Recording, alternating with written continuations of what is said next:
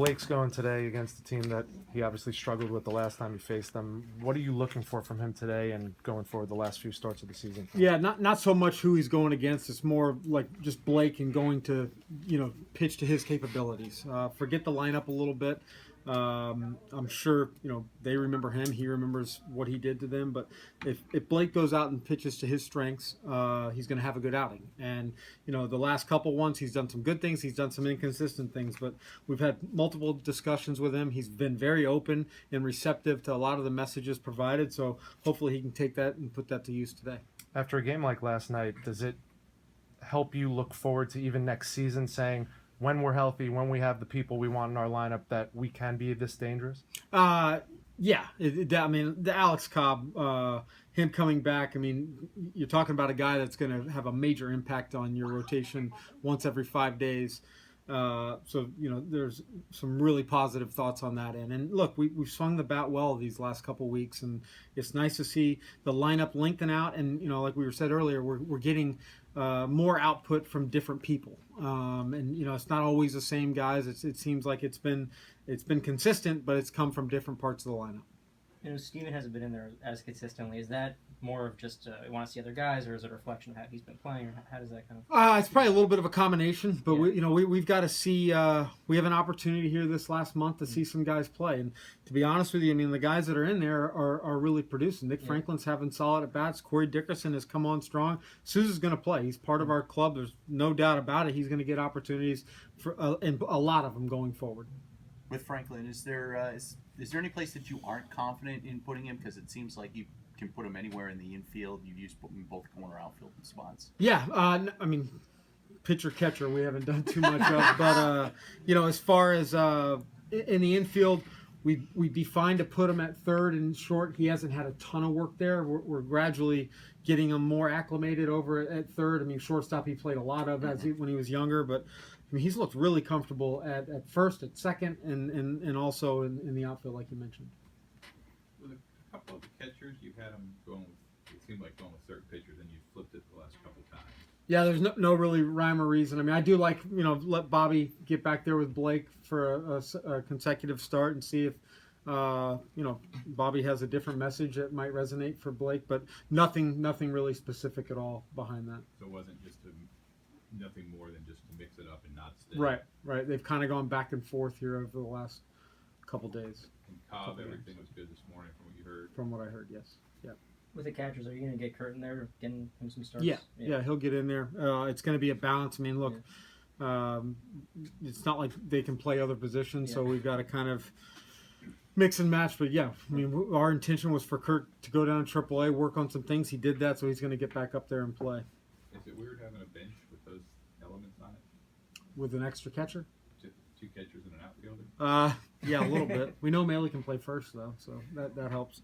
Hey, one thing of note, we didn't mention it yesterday. We had a lot of hoopla about Alex Cobb, and we should have, but what Major League Baseball did with the pediatric cancer, I think a lot of credit should go to Rick Vaughn and the Tampa Bay Rays for getting the ball rolling on that. We did it last year, and then this year to see the support from MLB, what they did with the yellow wristbands, and I had 20 text messages on my phone last night after the game and through today, so pretty cool for Major League Baseball, and thanks to Rick Vaughn.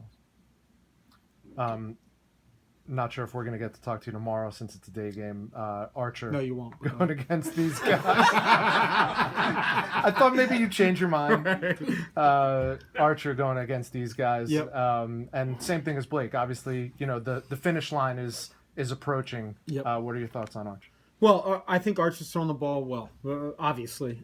This is a team that he's had some success against. He seems to have some really good battles against them. They know him. He knows them. And it seems like, that lineup's going to pose a challenge for any starting pitcher. But like where Archer's at and like how he threw the ball against Houston, something that he can just continue to build off and take into tomorrow's game. Hey, Kevin, with Miller at first base, is there any, will that be a project in spring training? Or, obviously you want to get him as much experience as he can at that position, would there be like any instructionally consideration or anything? For Brad Miller to go to instructional league? Yeah, well, no. Ask him that. Let me get it.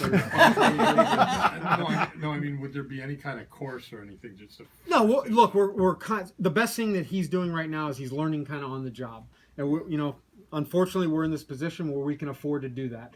But to his credit, he made some really nice plays last night, picking balls out of the dirt. He looks very comfortable over there. I'm sure Tom Foley and the guys that work with our infielders will constantly provide messages, but I think we're all amazed at how well he's done over there. He's been extremely receptive to the learning process, and he's played really well over there. With Archer, going back to him, he was the only guy who made every start last year, and then you had the 4-man rotation earlier this year. You think the 6-man is going to help him try and be fresh all the way through the end of the year and hopefully help him going? That's a tough question. I mean, our starting pitchers in general are so routine oriented.